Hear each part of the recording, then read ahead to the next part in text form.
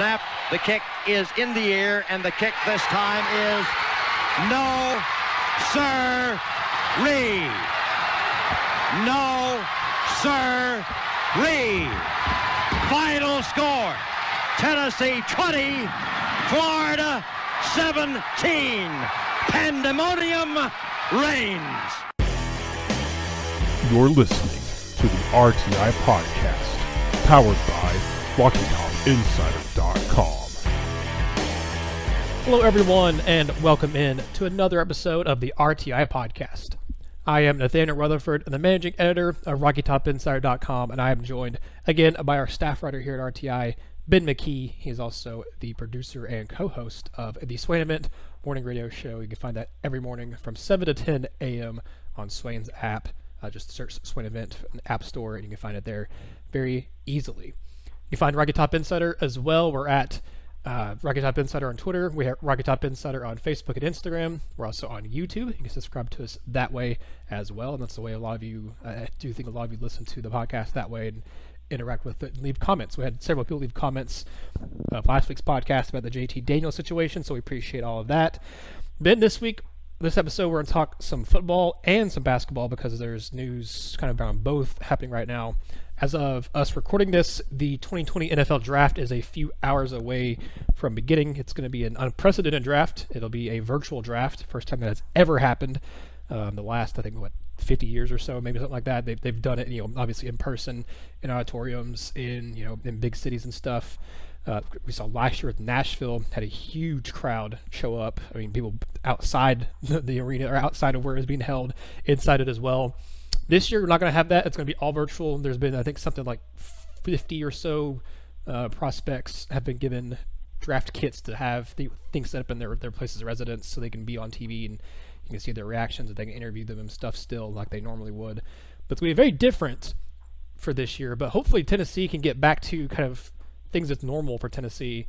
They've not had a player drafted in 3 of the last 5 drafts, and before that, they had at least one guy taken in the draft for 50 straight years. So hopefully Tennessee, they're going to try to get back into the waters of, hey, we're a team that should be getting guys drafted every single year. We're going to start doing that again. Tennessee has several guys who I think will get drafted this weekend. We've seen today, like I said, we're recording this on Thursday afternoon. There's a mock draft that came out I think around lunchtime, or maybe even a little earlier than that, on Thursday, kind of one of the last mock drafts before the first round starts. It was on NFL.com, and it had Darrell Taylor sneaking into the first round, going number 30 overall to the Seattle Seahawks, who this guy on NFL.com had them trading up with the Green Bay Packers to get into that last little bit of the first round to draft him. Edge rushers are in pretty high demand right now, they always are, but especially in this draft class, it seems like a lot of teams kind of need some help up front. They need some help with pass rushers. And there's been a lot of talk with Matt Miller, Bleacher Report, with NFL.com, I think maybe even CBS Sports, talking about Darrell Taylor's name has kind of really risen over the last couple weeks up draft boards and just from talking to NFL GMs and stuff like that. One of the guys at NFL Network, Daniel Jeremiah, said he talked with a bunch of GMs over the weekend, and he listed Darrell Taylor as one of, I think, 4 or 5 players who he expects to go, as he said, higher than anticipated. Typically, we've been seeing Darrell Taylor get mocked into the 3rd round. Ben, do you think there's a chance he slides into the first round later on tonight, or do you think he still goes somewhere in the 2nd, 3rd round? Because I'm skeptical he gets into the first round, but I think with as much buzz as we're hearing about him and him moving up draft boards, it would not shock me at all to see him go maybe somewhere mid to late 2nd round. No, I think there's definitely a chance he could sneak into the back end of the first round. Would I put money on it? No. Do I think it could happen? Absolutely.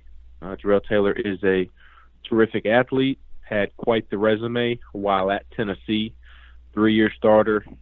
He lined up on the edge or the Sam linebacker, whichever you kind of want to describe it, in Jeremy Pruitt's 3-4 scheme. And as I mentioned, he would stand up on the edge.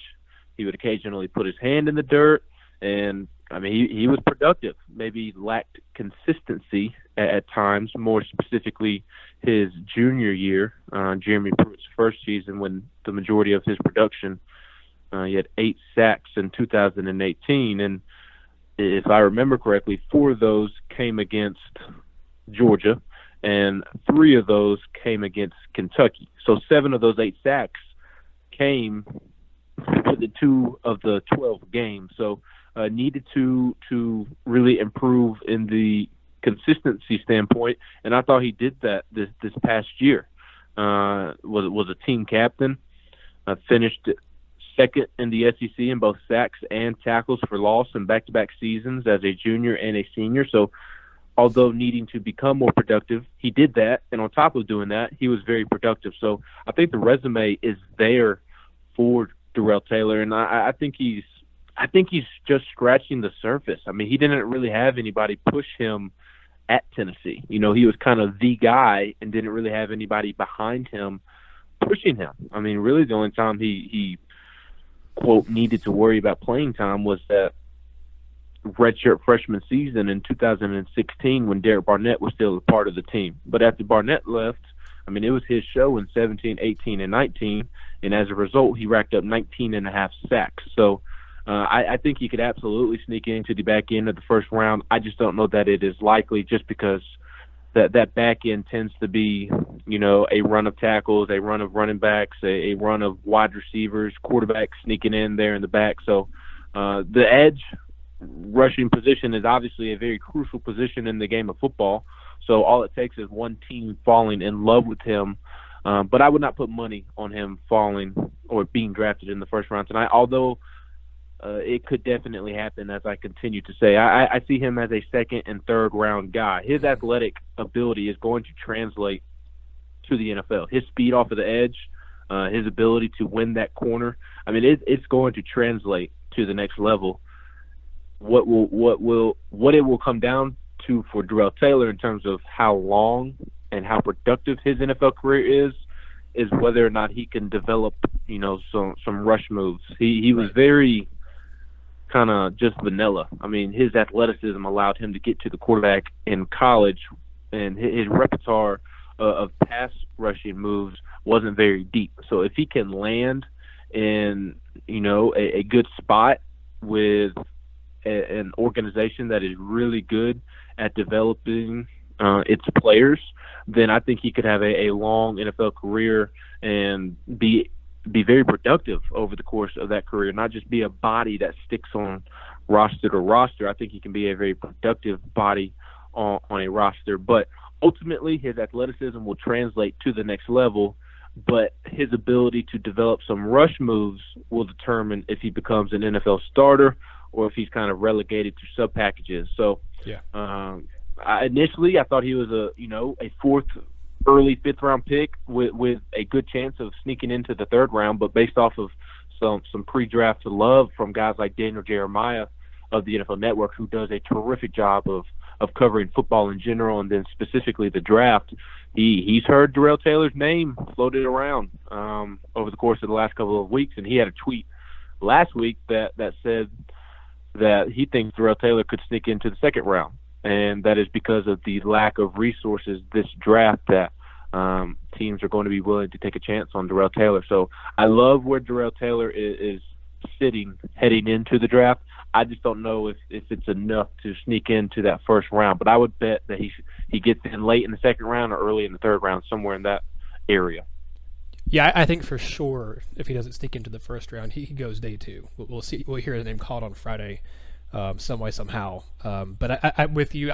He has immense potential. I think it was just really unfortunate for him. It's unfortunate for all these prospects because a lot of guys didn't get to do, their pro days and stuff because of that's when the coronavirus hit here in the U.S. hard.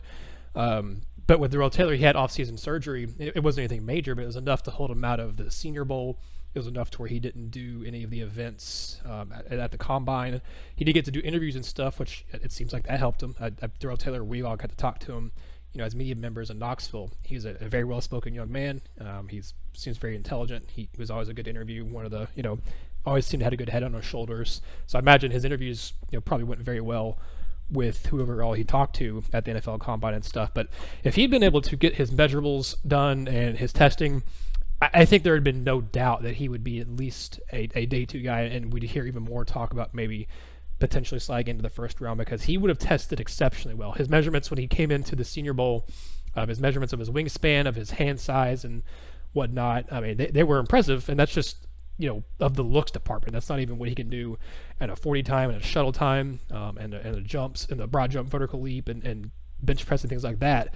I'd imagine Darrell Taylor would have tested pretty well with all of those. He was, pretty well put together, been in Tennessee for 5 years and been in the strength and conditioning program under Craig Fitzgerald the last 2 seasons.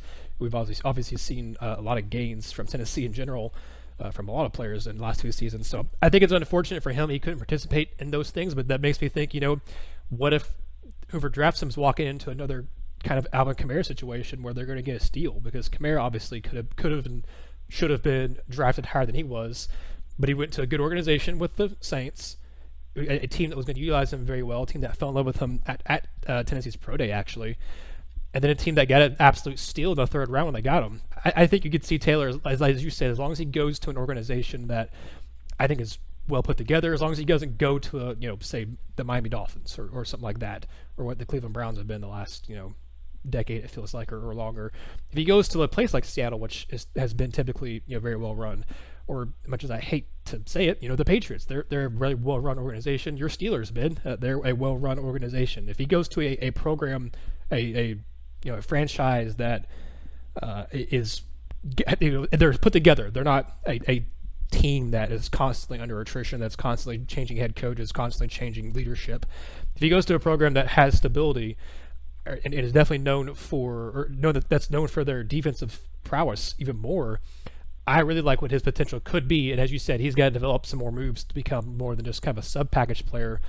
But I think if he goes to the right franchise, that is for sure what can happen, as long as he stays healthy and doesn't have any other health issues. He didn't have a ton of health issues at Tennessee, so that's good news. He did have a few nicks and bruises here and there. Like I said, he had to have surgery this offseason, but he was relatively healthy for his time at Tennessee. No one's 100% healthy in football, but he was pretty healthy. Ben, that kind of leads into the second part of this discussion here for the NFL draft. Tennessee has, I'm trying to think, they have, 6 or 7 guys who graduated this past year who were draft eligible. Obviously, not all of them are going to be drafted. I have a piece on RockyTopInsider.com that looked at kind of all the final 7-round mock drafts that were going around this week heading into the NFL draft, looking at where they have Tennessee players. And consistently, the 2 players who consistently made most mock drafts were Darrell Taylor and Juwan Jennings. The one I looked at, you had Daniel Batuli sneak into a few of them. Typically kind of the 6th or 7th round is where he would go. But almost all of them did have Darrell Taylor and Juwan Jennings. And Jennings was kind of all over the board. There was one mock draft that had him going to the 3rd round to the Saints. There's one that had him going into the 6th, and there were 1 or 2 going into the 6th, and 1 or 2 that had him going into the 7th. So he's kind of all over the board, but the consensus seems to be that he probably will get drafted. But that's about it. You have those 2. Daniel Batuli might be able to sneak into it late because he's a good run, a good run defender, but run defending isn't the biggest thing in the NFL right now. It's a lot more of a pass-heavy league.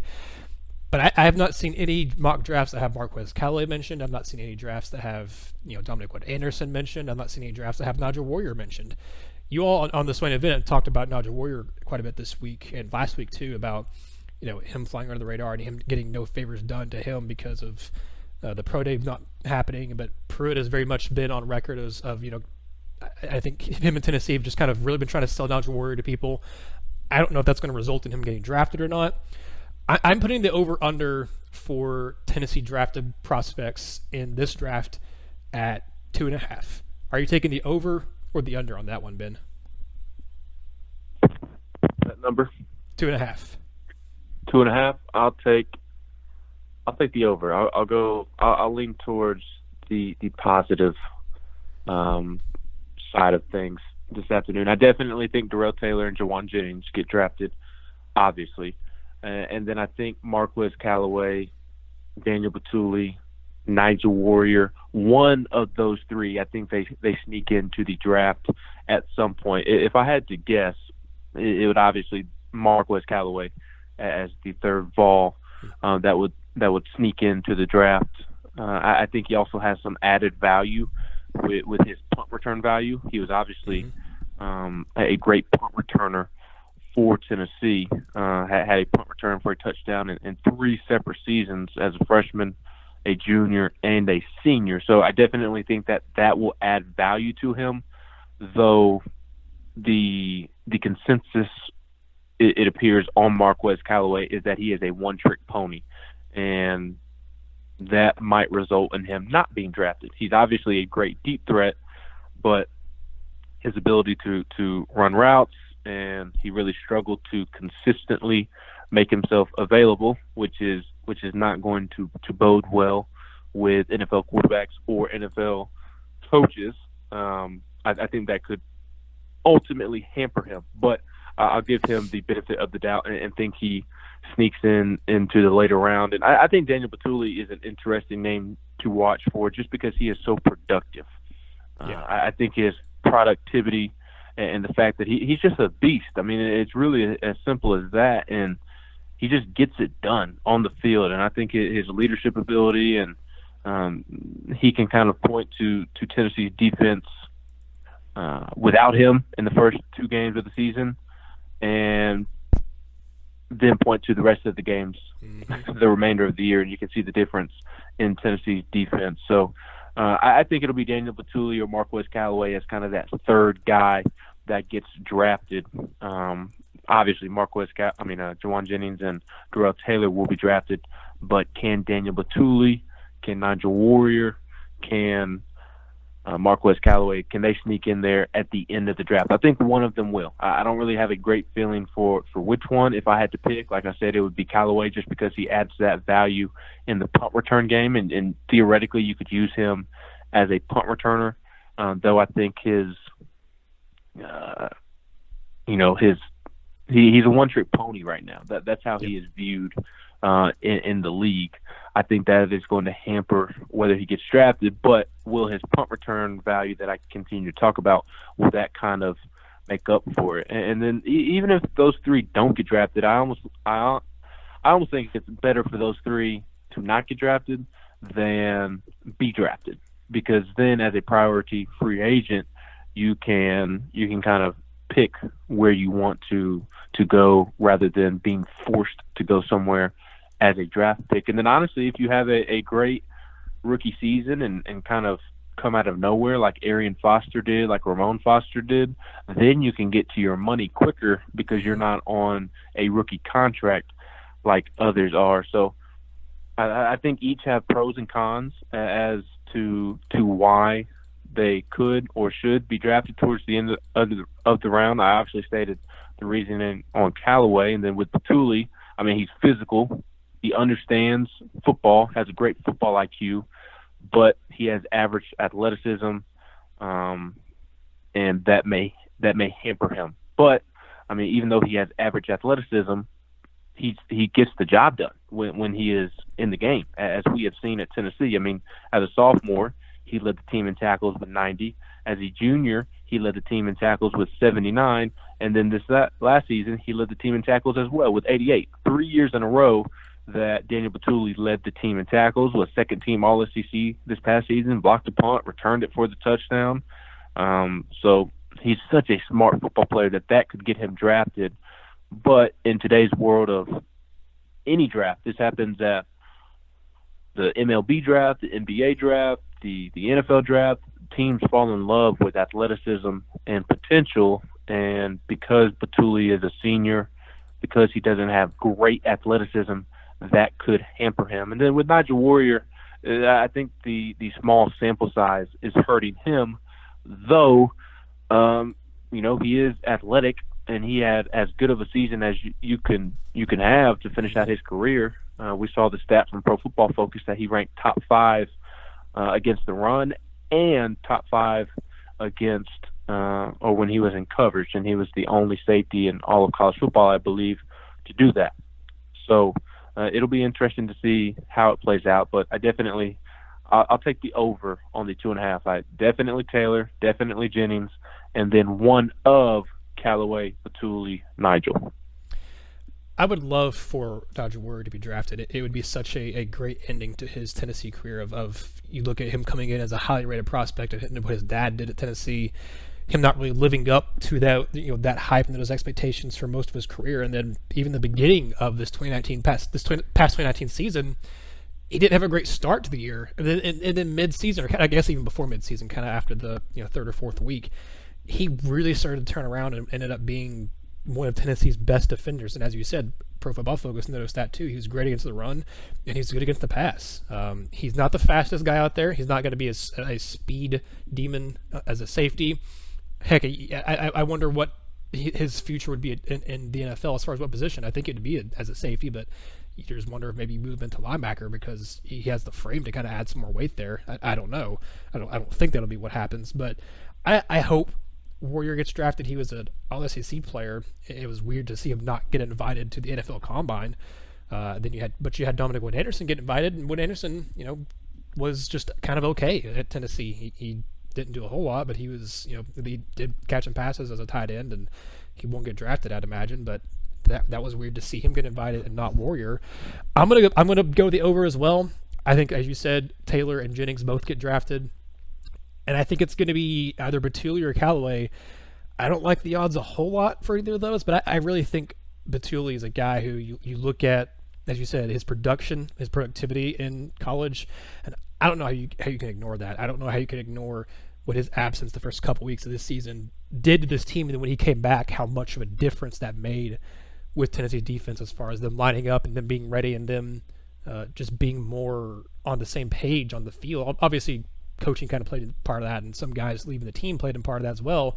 But there's a huge difference when Dana Batuli and Bryce Thompson were not playing for Tennessee, and then when they got on the field, how much of a difference that made for Tennessee's defense this past year. And Batuli is a great run stopper. I mean, as we both have said, that's not necessarily the bread and butter of the NFL right now, and his athleticism isn't as high as it probably needs to be for him to definitely get drafted.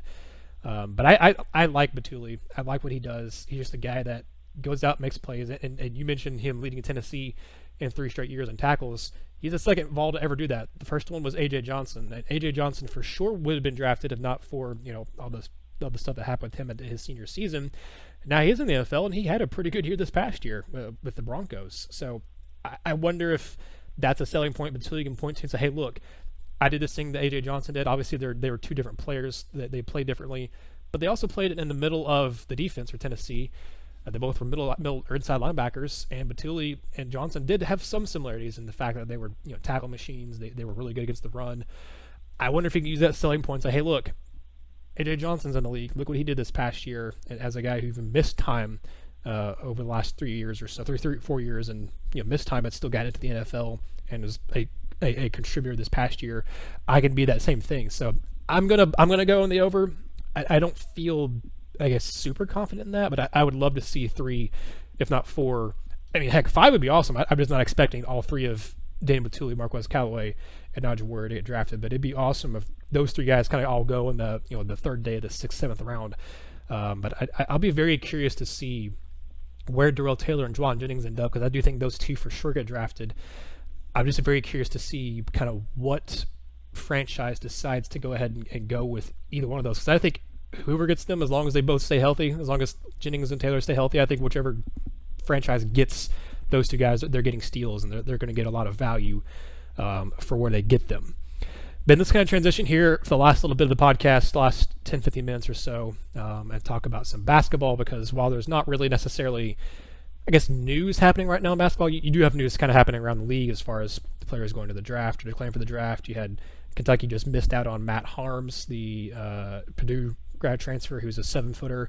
He ended up going to BYU instead, so that's a big swing and a miss for Kentucky. Kentucky already has a lot of players leaving from this past year's team that are either transferring, graduating, or declaring for the NBA draft. I think they've lost something like 8 players from this past team's roster. None of their starters are coming back.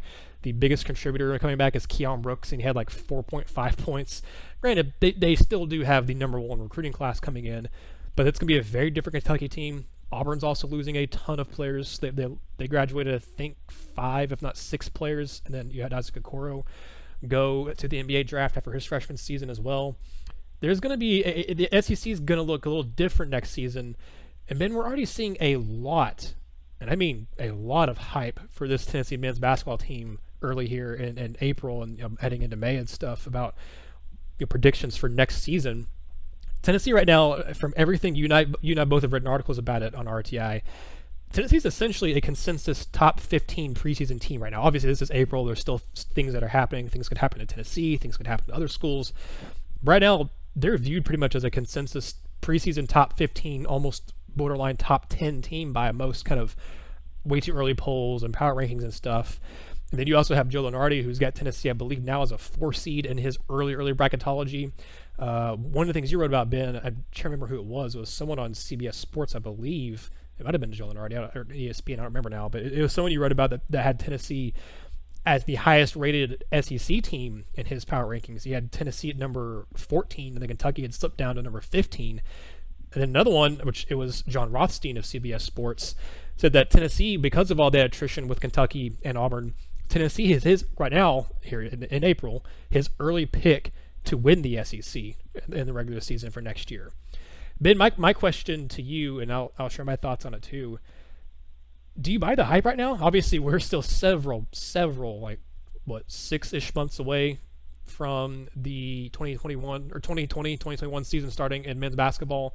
And I mean, also with all this COVID-19 stuff, who knows how long that goes on, and hopefully by then it'll kind of all be gone and we'll have a normal men's basketball season. But we're very far away. Right now it would have been, the NCAA tournament would have just finished up not too long ago, so we really would have just started the normal off season for college basketball. Are you buying the hype? Do you think Tennessee is or should be considered a consensus top 15 team because of who all they returned, because of the exceptional recruiting class they're bringing in, because of grad transfer EJ Anasicki, because of Victor Bailey Jr. getting eligible this year? Do you think they're a consensus top 15 team, or do you think that's too much? Or on the other side, do you think maybe that's not enough? Do you think Tennessee maybe should be a top 10 team for next season? I think it's about right, and I'm starting to come around to it more than when the question was posed on the Swain event 2 or 3 weeks ago. Yeah, because I remember you in our mailbag stuff, you're kind of talking about that you were a little hesitant to buy into it. So I'm interested to hear your thoughts now. Yes, and I was hesitant because I still don't know how effective this team is going to be in terms of shooting the basketball. Mm-hmm. And poor shooting teams, they aren't successful in today's world of college basketball, because you have teams such as Alabama, Arkansas, Auburn, who want to get up and down the floor as quickly as possible, get up as many shots as possible, get up as many three-pointers more specifically as possible, and just go. And that's not Tennessee's brand of basketball. And they don't have, in my opinion, or at least this particular team that is coming together, obviously there are factors that we have not seen yet. We think Jaden Springer and Keon Johnson are going to be studs from game number one, and that might be the case. But we don't know that for sure, because this time last year, everything we are saying about Jaden Springer and Keon Johnson, we were saying the same thing about Josiah Jordan James last year, and then Josiah suffers a hip injury in the preseason, struggles to get back to full health to start the year. That hampered his production, and then he kindly has a couple of games when he is starting to turn it on, and then he re-injures the hip growing that general injury that he suffered in the preseason, and he just could not get off the schneid, so to speak. I mean, he just could not get it going. And, a lot of people are out on Josiah, or maybe that's too strong of a phrase to use in terms of how people feel about Josiah. But people are down on Josiah compared to whereas they thought that he would have been after his freshman season. And I don't know that is fair, because even still, statistically speaking, Josiah was still one of the best shooters on the team this past season. So I truly believe that the injuries are what held him back from, being the player that people thought he was going to be. I still have high hopes for Josiah Jordan James. I think he is going to have an outstanding season before his time is done at Tennessee. I truly believe that. The turnovers were the biggest issue, and I think that is simply a maturity issue, because we saw Santiago Vescovi just be a star in some games, but also still have those same turnover issues that Josiah was having. And there's one common trait between the two, and that is the fact that they are young, or were young. And I think with an full off season under their belt, both of them continuing to get in shape, get healthy, I think those turnovers are naturally going to come down. So turnovers and shooting were kind of the big negatives about this basketball team this past season, and the shooting kind of leads to getting the offense going. So that is kind of why I was hesitant to buy into Tennessee being a top 15 team a couple of weeks ago, and more so the ability to shoot the basketball rather than the turnovers. Because again, with how young Santiago and Josiah were last year, and Bowden being thrust into a role that he did not expect to play until Lamonte Turner got hurt and Josiah got banged up, I think those turnover issues will naturally correct themselves. Now it still may be a little bit of an issue because Josiah and Santiago get older, but Jaden Springer and Keon Johnson, they're going to be freshmen. Right. So I think those turnover issues will still exist. I just don't think it will exist to the extent that it did last year. So, but I say all that to say that shooting is kind of my question mark with this team. This team's ability to get up and down the floor and shoot the basketball if they need to, because they know they can go down low and feed John Fulkerson in the post. And I am one that believes that John Fulkerson, he doesn't need to be your scoring option number one. Do you want to run the offense through him? Yes, because he can facilitate to others. He can draw in a double team, a triple team, and then he can kick and lead to an open shot, or swing, and then you have an open three in the corner. But can this team, relieve the pressure on John Fulkerson in the post by being able to step outside and knock down shots? I think that would be an absolute game changer. If Tennessee could prove to knock down perimeter shots next season, I think they are a top 10 basketball team and by far the best team in the SEC. So, but the main reason that was my concern, but the reason why lately I've been kind of overlooking that concern is because of this team's ability on defense, or this team's potential, I should say, on defense. I think their defensive ability this season will be able to mask maybe some offensive struggles, turnovers at times. I truly believe the defense will be able to mask the offense, and I think it's going to be, as Rick Barnes said the other day on the Aaron Torres podcast, that this defense has the potential to be the best that he has had at Tennessee. And I believe Barnes. Barnes does not say those things lightly. If he says things like that, my ears perk up, because he is not quick to say things like that whatsoever. He rarely ever says things like that. So for him to say that in the off season before Jaden Springer, Keon Johnson even set foot on campus, I thought that was very telling. So that is why I have come around to thinking that the top 15 consensus, top 20 consensus with Tennessee is warranted. And then you kind of look in the SEC. I think there's kind of two conversations, kind of where Tennessee stands nationally and then where Tennessee stands within the conference. I'm hesitant to say, though I'm leaning that way, I am hesitant to say that they are a bona fide top 15 team right now. But I absolutely think that they are the best team in the SEC entering the season when you look at experience, coaching, talent, and depth. I think Tennessee checks off all those boxes when other teams in the conference do not. There are teams that have a lot of talent coming in, such as Kentucky and Auburn, but Kentucky loses 94% of its scoring and 87% of its rebounding from last season. And now, because of Matt Harms picking BYU over Kentucky, like you said earlier in the podcast, Kentucky currently does not have anybody that can match up with John Fulkerson. They literally do not have a post presence to even match up with Eve Pons if Pons wanted to slide in on the inside. So Tennessee is obviously a better team than Kentucky as of today, though Kentucky is bringing in the best class in the country, 3 potential top 5 picks in next year's draft. Jeez. I still think Tennessee is a better team as of today. And then you look at Auburn, who is also bringing in a lot of talent. They lose 80% of its scoring and 75% of its rebounding from last season. So the door is wide open. You have teams with a lot of talent, but very little experience, and I think Tennessee will be able to take advantage of that. But then you also had teams like Alabama, Arkansas, Georgia, South Carolina, who have pieces, but they are a bunch of new pieces that they're trying to put a puzzle together, and they don't have that experience that John Fulkerson, Epon, Santiago, Josiah, that those guys have. So I'm slowly starting to buy into Tennessee being a top 15 team, and I absolutely think that they are the best team in the SEC on paper as of April 23rd. Obviously, there's a long way to go before the season begins. Yeah, I 100% agree with you about them being the best team in the SEC on paper right now. As we both talked about, Kentucky and Auburn lose a ton. LSU, they'll be fine, but I don't think they're going to be, I think Tennessee's better than them on paper.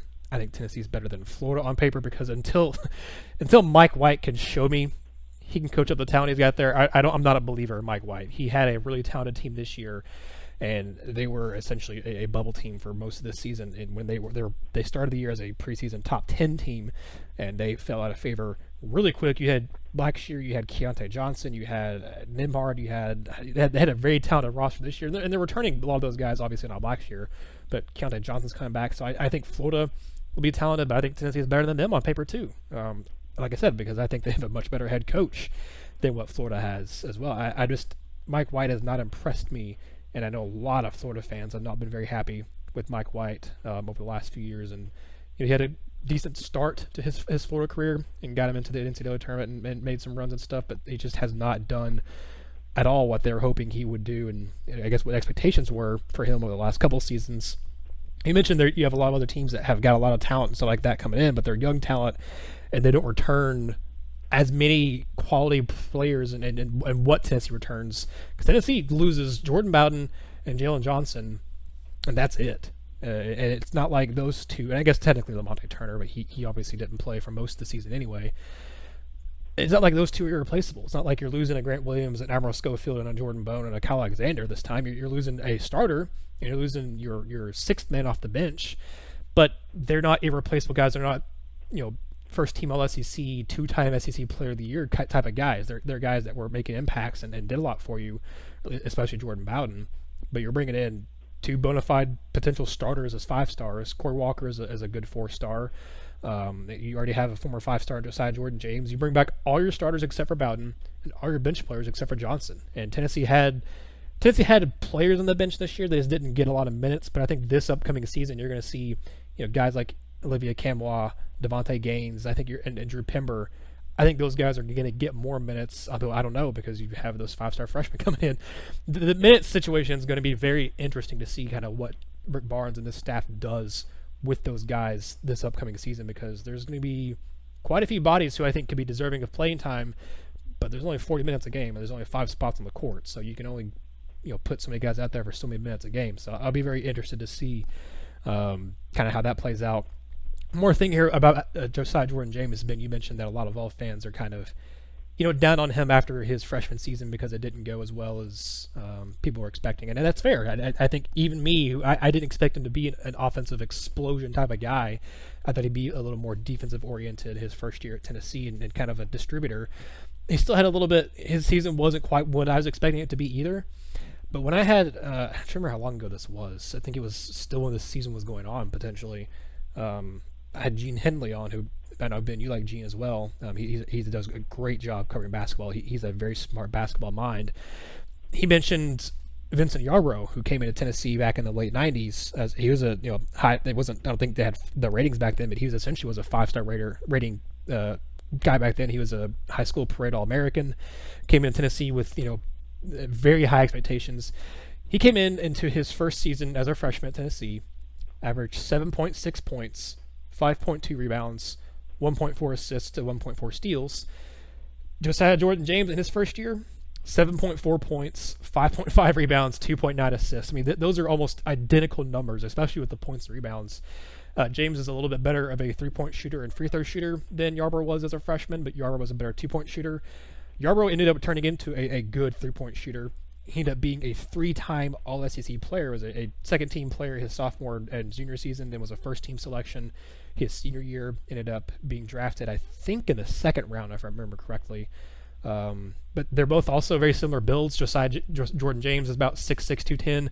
Vince Yarbrough is about 6'7", 6'8", 210. So, I mean, they were built similarly. Both came in with high expectations.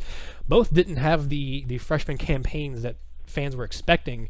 But if James can follow what Yarbrough did as a career, I mean, James is going to have a phenomenal career at Tennessee, because Yarbrough has gone down as, I think he's in the top 15 all time as a scorer in Tennessee history. He finished his career with over 1,700 points. So that puts him at least, I think, in top 20.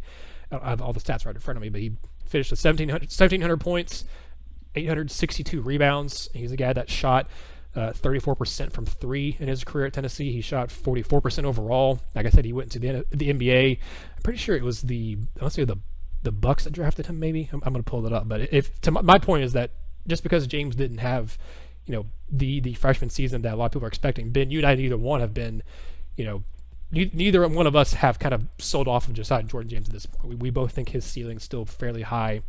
I think that he can do stuff for Tennessee. Yarbrough got drafted by the Nuggets. I was thinking of Marcus Hayslip. Hayslip got drafted by the Bucks. Yarbrough went in the second round with the number 4 pick in the second round, the number 32 overall pick in the 2002 draft. So Tennessee that year had 2 guys drafted with Hayslip and Yarbrough, and I remember both those guys playing at Tennessee as well. But I think that'll probably do it. I'm with you. I think the hype for Tennessee is, I think, right on track. I think it's fair to have them as a top 15, and I'll be curious to see what roster moves get made between now and November or October, I guess, because there will still be a few more. Kentucky's going to try to add someone else so they can, because they missed out on Matt Harms. I'll be curious to see. Auburn's still recruiting. They got a commitment from a high 4-star kid. I want to say a couple weeks ago, and I think they still have room to add another guy, and they're still pursuing a few other players as well. So that'll be interesting to see if they get another highly rated prospect to come in. The SEC is going to be interesting. I think it's going to be a little deeper in terms of from the top. It might be a little more top heavy, but I think this year you saw it was deep in an extent that a lot of teams could just beat up on each other and just win games. Expect them to win, like Tennessee beating Kentucky on the road, Vanderbilt beating LSU when they did. There were a lot of games that just kind of left your scratching your head this past season. But I think this year you'll see more top end of play, because I think Kentucky they'll be good. They won't be, I don't think, like a top 10 team, but they'll be good. I think Auburn will still be good. LSU will be good. Tennessee is going to be good, potentially great. I think Florida will be good, and I'll be very interested to see what some of those other teams like Alabama. What does Vanderbilt do in the second year over there? I'll be curious to see kind of where Arkansas moves up and or down, or what does South Carolina do. There's a lot to kind of watch and a lot of intrigue for the SEC this upcoming season, even though you have a lot of change with Kentucky and Auburn. But that'll be where we end the podcast. We appreciate you guys tuning in to this episode. I said it last week, and I'll say it again this week. You guys are fantastic. We could not do half the stuff that we have done without you, even when things were going smoothly. But now that all this, when the off season came early about a month ago, you guys have still been tuning into our stuff, looking at our stuff on the website, listening to our podcasts, interacting with our videos, leaving us questions for our mailbags every week. We really appreciate that here at RTI, and we just want to say thank you again for helping us out, and hopefully we're helping you out in providing a nice reprieve from just what are some tough times for people and a lot of just uncertainty going around in the world right now. So we appreciate you. And like I said earlier, we're on Instagram, Facebook, Twitter, YouTube, just Rocky Top Insider on all of those. Signing off for Ben McKee, I am Nathaniel Rutherford. We appreciate you all again. And until next time, this has been another episode of the RTI Podcast.